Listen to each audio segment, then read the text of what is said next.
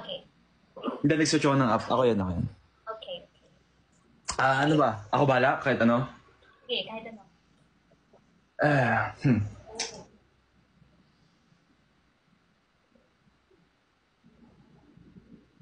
Zonya, di ba sabi ko sa'yo, kaibigan ko lang naman yun.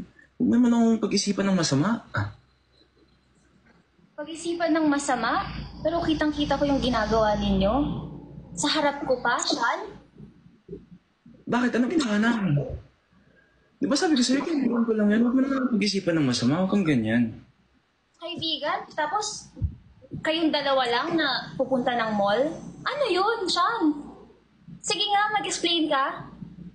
Hindi, sabi kasi niya sa akin, kakain lang naman kami, and hindi ko alam bakit ganyan ka talaga mag-isip sa akin. You always think of the worst in me. You always see the worst in me. Sean, alam mo, sinabi ko na sa'yo na nagsiselos ako sa babaeng to, pero ikaw pa rin yung gagawa ng ikakaselos ko lalo. Bakit kailangan magsama pa kayo sa mall? Long-term friend na kami. Friend ko siya from high school. I know. Hindi ko naman pinagbabawalan na maging magkaibigan kayo eh. Ang sinasabi ko lang, sinabi ko na sa'yo na nagsiselos ako sa babaeng yun. Okay, I Bakit get... ka nang ikakaselos ko lalo? Okay, I get where you're coming from. So, sorry na. I promise not to do it again.